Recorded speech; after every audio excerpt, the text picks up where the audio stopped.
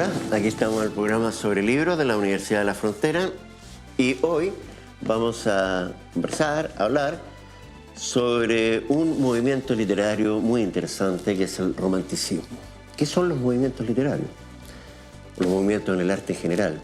Son un grupo de autores, de autoras de una época determinada, perteneciente a la misma generación, que tienen una visión en común respecto del arte, respecto de la estética, de la creación, cómo debe ser la obra, una visión sobre el mundo también. Los movimientos literarios tienen una cierta percepción de la realidad y lo que es muy importante, una percepción de cómo debe ser el arte en relación con la realidad, que aporta el arte, que aporta en este caso el arte literario. El romanticismo nació en el siglo XVIII, a fines del siglo XVIII, en la segunda mitad del siglo XVIII. El nombre se lo da un autor que es James Boswell. El romanticismo está relacionado con lo romántico, pero no como se crea que andaban hablando de puro amor, no. El término lo utiliza Boswell en un diario de viaje que hizo por Europa, aproximadamente en 1780, en que denomina con este nombre algunos paisajes que había, por ejemplo, en Suiza, porque él fue a ver al gran filósofo Rousseau, que estaba retirado en Ginebra, y para describir el lago que hay al lado de Ginebra que expresó, se utiliza el término romántico. Este término lo recoge después Schlegel, que es el filósofo, el teórico del romanticismo, que es notable. Schlegel lo utiliza para definir este movimiento que el mismo pertenece. Es interesantísimo. Él dice que el romanticismo trabaja con la poesía universal progresiva. ¿Qué significa esto? Reunir todos los géneros poéticos y mezclarlo. Habla de la mezcla, es Schlegel, y dice que hay que conferir un carácter poético a la vida.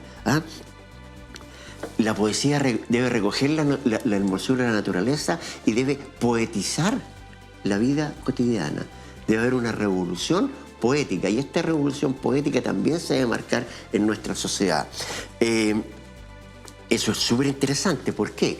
Porque el romanticismo es una revolución en el arte por cuanto se levanta, se erige contra el espíritu de la ilustración, que es la filosofía del siglo la filosofía de finales del siglo XVII y principios del siglo XVIII, en que la ilustración es lo que son los filósofos que dieron origen a la revolución industrial, que dijeron que el siglo de las luces, que las máquinas nos iban a salvar. De ahí viene el gran desarrollo de las máquinas. Las máquinas no se desarrollaron solas. Fueron esta filosofía de la ilustración, el siglo de las luces, que el ser humano tenía que avanzar hacia la tecnología, porque la tecnología nos iba a hacer felices y íbamos a vivir tranquilos mientras las máquinas hicieran las cosas. Ha sido absolutamente lo contrario, y eso ya lo persiguió el romanticismo en su lucha contra el espíritu racional, absolutamente racional, de la ilustración, de este siglo de las luces. De hecho, esto es súper interesante,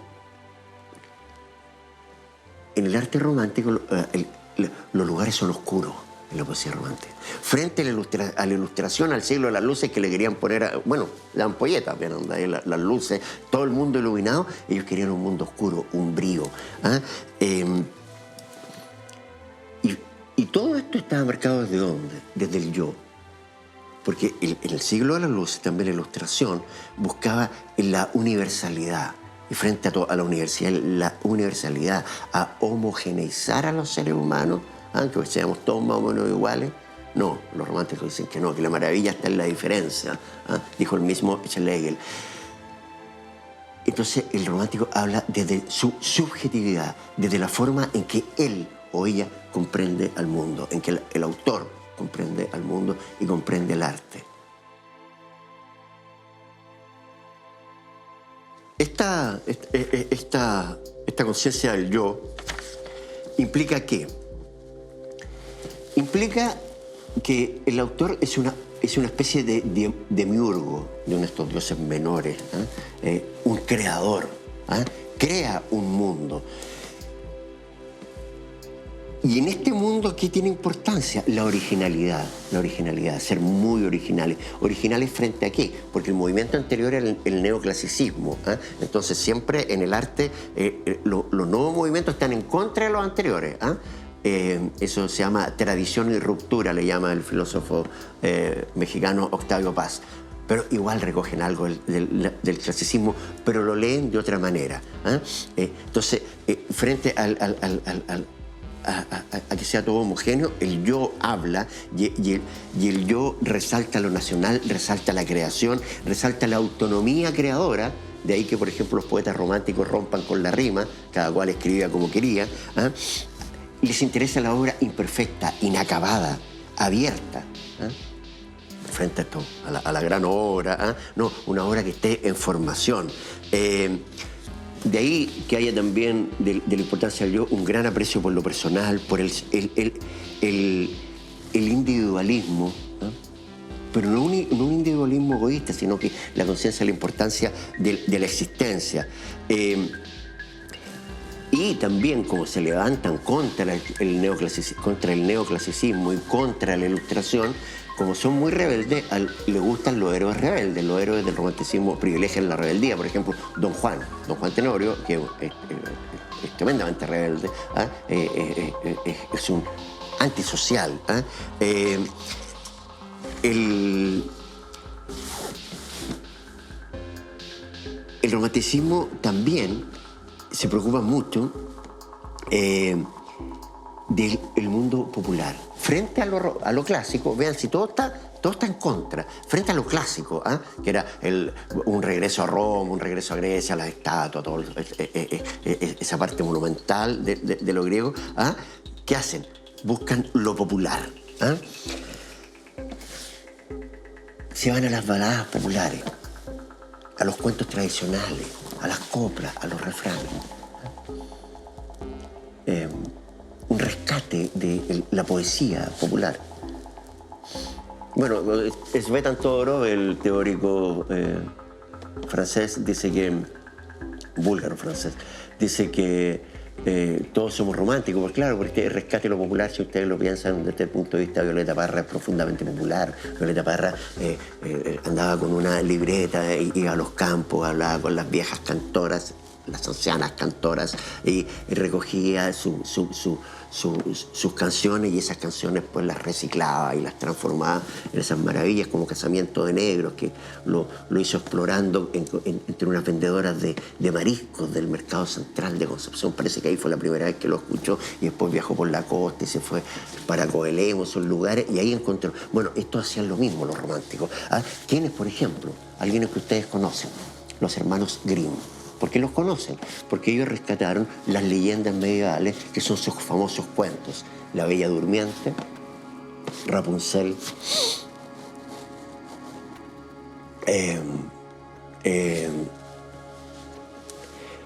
y varios cuentos que son estos cuentos clásicos que todos nosotros conocemos. Son leyendas populares que los hermanos Grimm recogieron en viajes por Alemania, en viajes por Europa, un trabajo de campo extraordinario, y así recuperaron estas historias, las transformaron ciertamente, porque las historias medievales son terribles.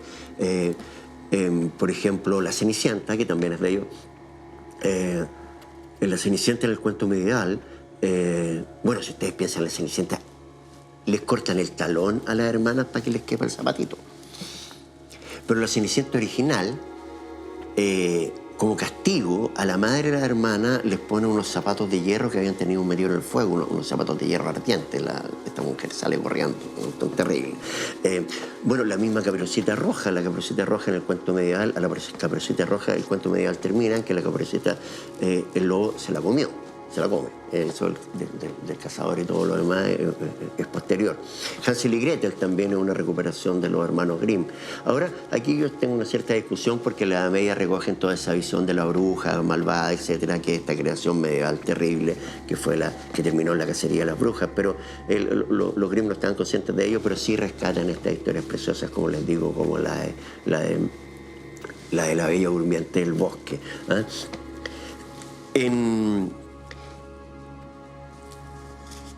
Pero no solamente rescatan esto, este mundo popular, sino que también entre los autores románticos despreciaban el materialismo burgués, abogaban por el amor libre. Y un ejemplo de ello, por ejemplo, es Werther, de uno de los enormes autores románticos, que Goethe. Goethe, en el Werther, las desventuras del joven Werther, Werther se enamora de una mujer casada, de partida, Carlota. Y bueno, al final Werther se suicida, que es algo muy propio de los románticos frente a toda esta exaltación de la naturaleza, porque el romanticismo también implica un regreso a la naturaleza frente a lo horrible que son las máquinas, porque las máquinas son espantosas. ¿Han visto la película Titanic? ¿Se han fijado cuando bajan los protagonistas y pasan por donde están los motores? Verdaderos infiernos, las máquinas. Entonces, la naturaleza, la belleza de la naturaleza, la belleza de los campos, etc. Entonces, en esta contradicción que había entre las ciudades que se estaban transformando en las ciudades modernas, los románticos se suicidaban. Y eso viene de Werther, que Werther al final de esta historia se suicida, este joven que se enamora de una mujer casada que es Carlota. Y bueno, y hay un ejemplo de subjetivismo. Cuando Carlota le sonreía y lo pasaban bien, Werther encontraba que el día estaba precioso y describía unas mañanas maravillosas. Cuando Carlota lo trataba mal y no le daba mucha pelota, Werther decía que estaba todo lloviendo, que había rayos, cuestiones, pura expresión personal, el yo. Más allá de Werther está otra obra de Goethe que es inmensa, el Fausto.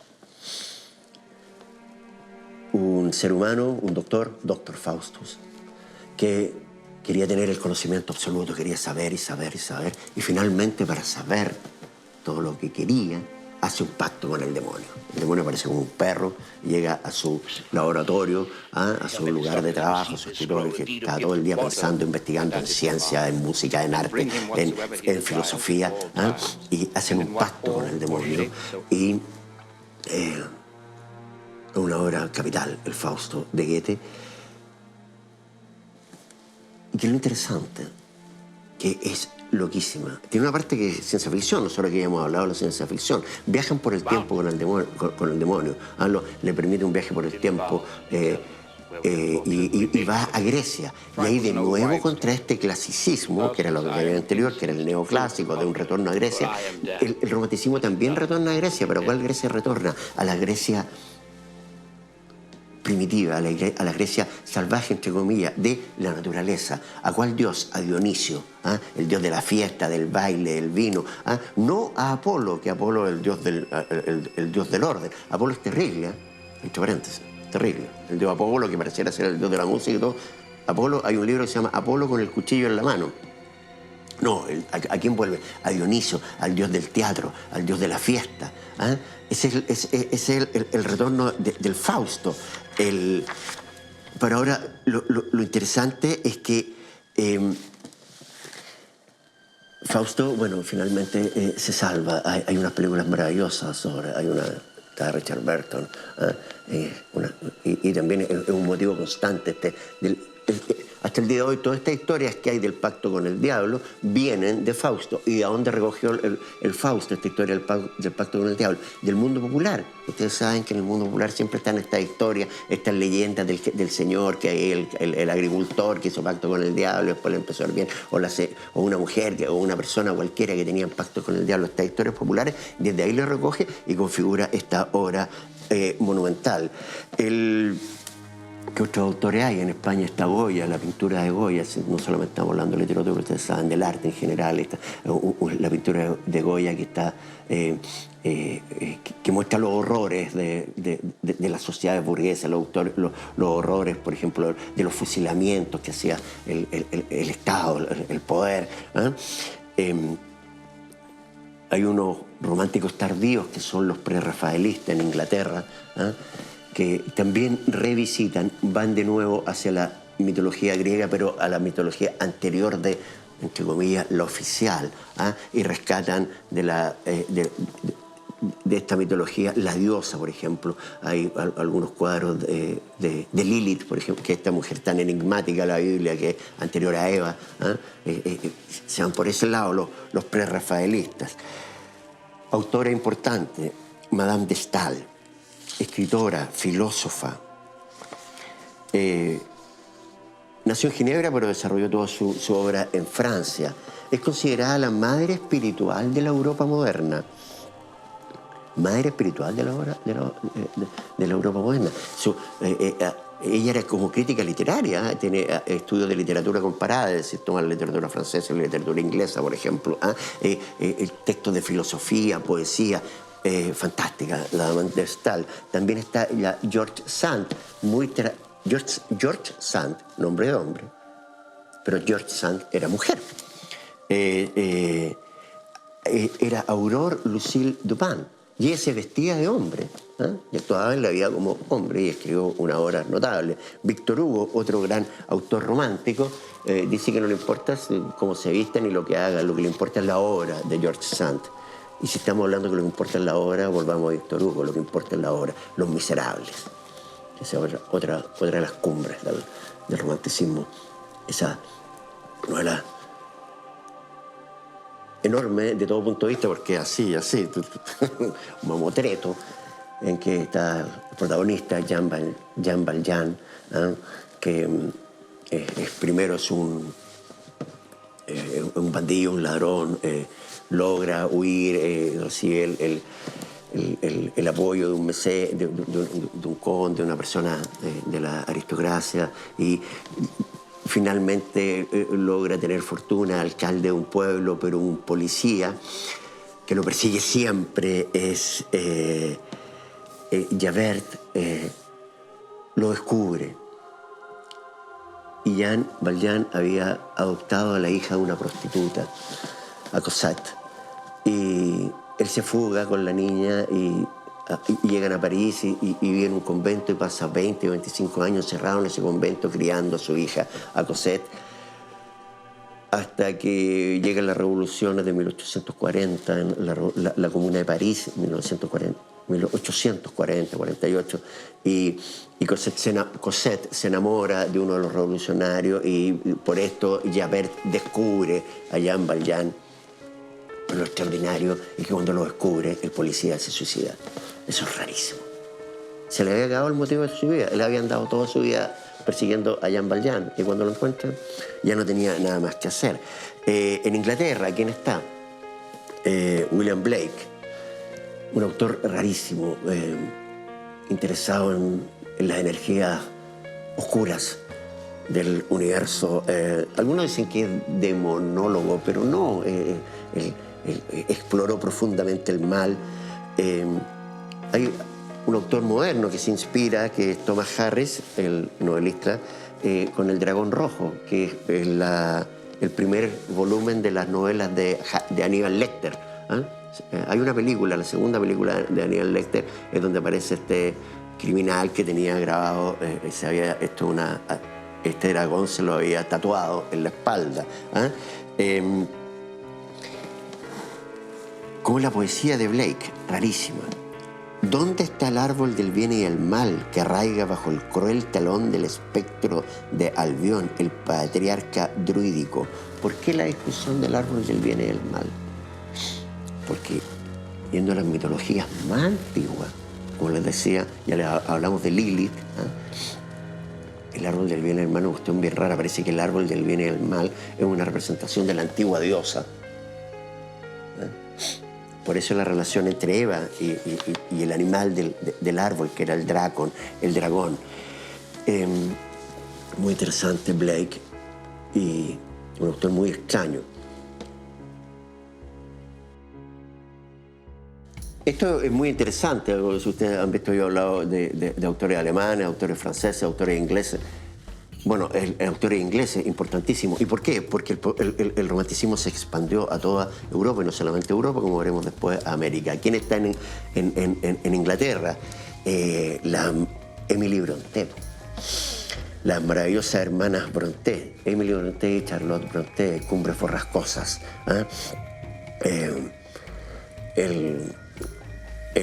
Jane Eyre, novelas realmente estremecedoras que hasta el día de hoy sorprenden a los lectores. ¿Quién está también? Oscar Wilde, con esos maravillosos cuentos. El príncipe feliz, el ruiseñor y la rosa, el gigante egoísta, es el que me da pena a mí. terrible, ¿ah? Porque también, como les digo, una relectura de los mitos, los autores románticos retornan al cristianismo, pero extrayendo del cristianismo los grandes valores del cristianismo, ¿ah? Que es lo que importa, ¿ah? No le interesan ni las pompas, ni todas estas cosas. No, que le interesa el amor por el otro, por el distinto, ¿ah? El amor, el amor. Eso es lo que rescata el romanticismo, el amor y el respeto por el otro. Y de eso se trata El gigante egoísta, que es un cuento de amor, ¿ah?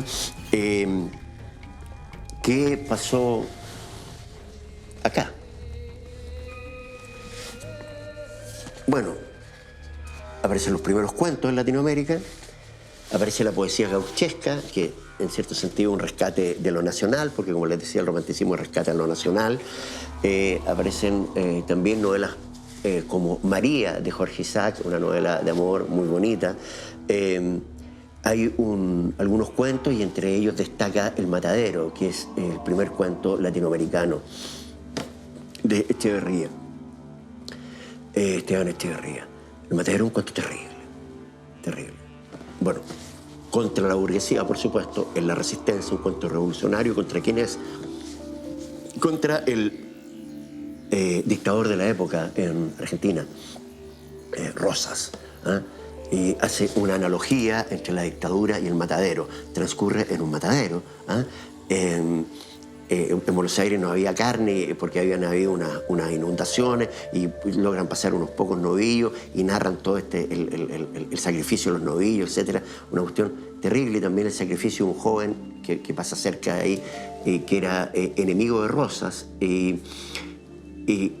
los del matadero eran partidarios de Rosa. Entonces al final el cuento dice que la dictadura encuentra su fuerza entre esa gente salvaje, terrible, que es la que está allí. Un cuento terrible, y también prefigura en cierto sentido a Latinoamérica. Es súper importante, es súper terrible que nuestro primer cuento se llame El Matadero. ¿Qué autores recomendar?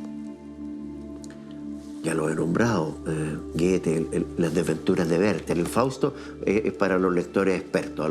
Primero hay que leer antes de leer el Fausto ya hay que tener bastante conocimiento de la cultura. Primero algunos autores románticos, después al final lean el Fausto si les interesa. ¿Ah? Pero Werther, por ejemplo, las historias de los hermanos Grimm, todos los cuentos de Oscar Wilde, que son preciosos, lindísimos. ¿Ah? También las hermanas Brontë, Jane Eyre o Cumbres Borrascosas. ¿Ah? Y de acá María, de Jorge Isaac, El Matadero, de Echeverría, que son textos muy interesantes y que les pueden dar una visión respecto a este movimiento literario alucinante que es el romanticismo. Bueno, de eso les queríamos hablar hoy día. Espero que les haya interesado. Gracias.